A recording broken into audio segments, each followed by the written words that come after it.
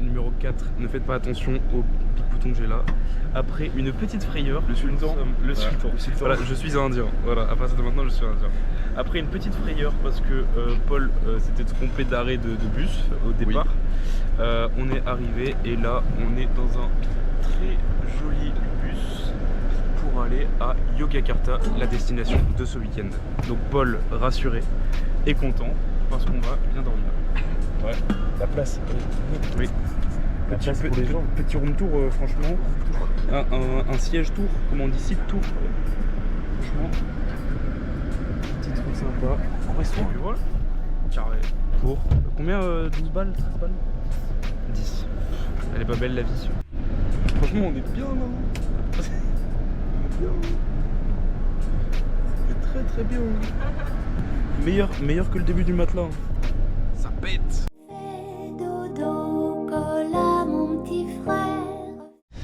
Bonjour, nous sommes le 28 ou 29 février 29, il est actuellement 7h du matin.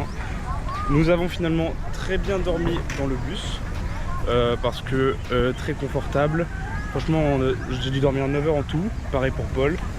Donc très sympa. Et puis là, on va visiter le temple de Prambanan. Bon. Petite astuce de rat, en fait on est en train de faire les procédures pour avoir le visa pour 6 mois et normalement pour le temple on est censé payer genre 25 € l'entrée, mais avec un petit papier ils nous ont donné à l'immigration, on a payé que 3 € seulement au lieu de 25. Merci beaucoup. Astuce de rat validée. Et nous voilà donc au temple de Prambanan, donc qui est composé de 240 monuments shivaïtes. Donc shivaïte qui vient de la déesse Shiva, qui est d'ailleurs dans le bâtiment central. Le shivaïsme qui est un dérivé de l'hindouisme. Donc 240 temples construits entre 856 et 900. Évidemment une beauté à couper le souffle. J'avais jamais vu quelque chose de similaire comme ça auparavant. On retrouve donc une statue de la déesse Shiva dans le temple central et on a retrouvé 3 autres statues qui représentent des divinités. Donc la première qui est Durga, qui est considérée comme le consort de Shiva, qui a aussi une histoire bien stylée où elle a vaincu un démon. Elle est sortie des flammes et elle a vaincu un démon, donc très stylé. On retrouve aussi Agastya, qui est considéré comme le professeur. Et enfin, ma statue préférée, Ganesha, qui est d'ailleurs le symbole de notre école et qui est la divinité de tellement de choses que je dois faire une liste. Attention. Il est le dieu qui supprime les obstacles, il est aussi le dieu de la sagesse, de l'intelligence, de l'éducation, de la prudence, le patron des écoles et des travailleurs du savoir.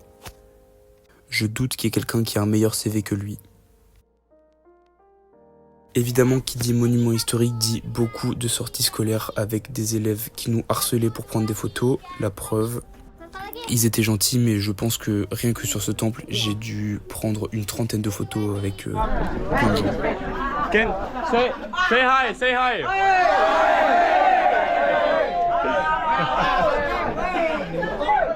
Je suis une star mon gars. On va voir ensuite les autres temples qui sont sur le site de Prambanan, parce qu'il y a beaucoup d'autres temples qui sont dans le même parc. Ici on voit le Kandisewu avec à l'entrée ces statues avec des massues qui sont là pour protéger le temple des mauvais esprits. Après, ce temple n'a pas été épargné par un tremblement de terre en 2006 qui a vraiment ravagé énormément de parties du temple. Il est d'ailleurs toujours en réparation. Il y a beaucoup d'agents qu'on a vus qui montaient sur les toits pour justement s'en occuper.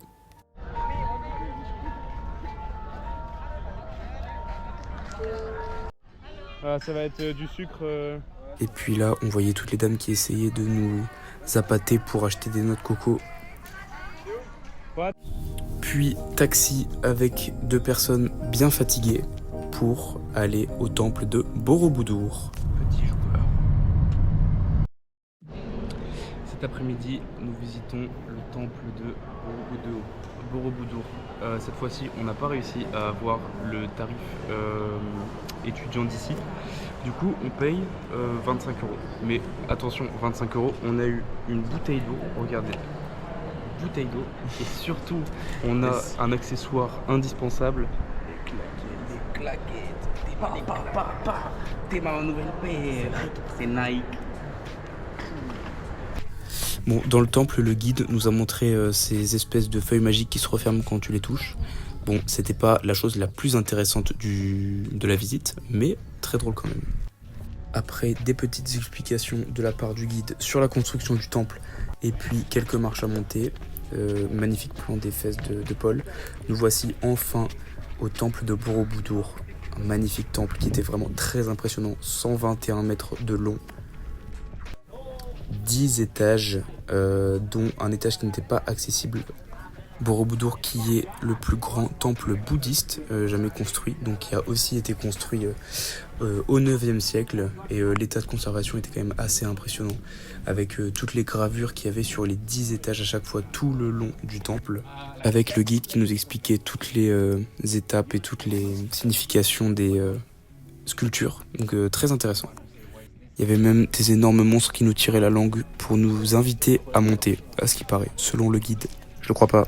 Et à l'étage suivant, il nous a expliqué la naissance de Bouddha et donc toute sa vie. Et à partir du 6e étage, on avait du coup ce qu'on appelle des stupas, qui sont des sortes d'habitations. Et en fait, ce qui est assez impressionnant, c'est que dans toutes ces stupas, il y avait des Bouddhas qui sont en train de prier en regardant l'horizon. Il y a des stupas, comme vous verrez, qui ont été coupés et on voit les Bouddhas qui sont justement à l'intérieur. Des paysages évidemment à couper le souffle. On avait vu surtout Yogyakarta, on était entouré par la jungle, c'était vraiment hors du temps. Un endroit vraiment exceptionnel avec une ambiance tout à fait particulière quand on était sur le site.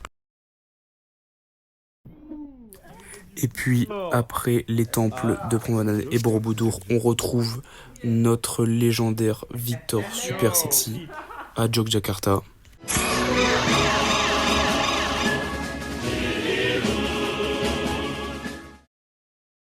Qui nous a emmenés au sud de la ville pour passer la nuit sur une superbe plage où on a bien profité. On a joué à Trio, d'ailleurs dédicace à Jérôme, merci pour le jeu, ils ont adoré. Et où après on a fait quelques jeux de cartes en buvant de la grenadine bien sûr. Papa, maman, je vous aime fort, c'était de la grenadine. Et le lendemain, petit farniente en lisant un livre, où on a été un peu envahi par des Indonésiennes à côté, mais qui étaient très sympas, qui nous ont fait goûter plein de fruits. Soyez prêts parce que le prochain épisode va être dantesque, puisqu'on part pour un week-end de 10 jours à Bali et Lombok.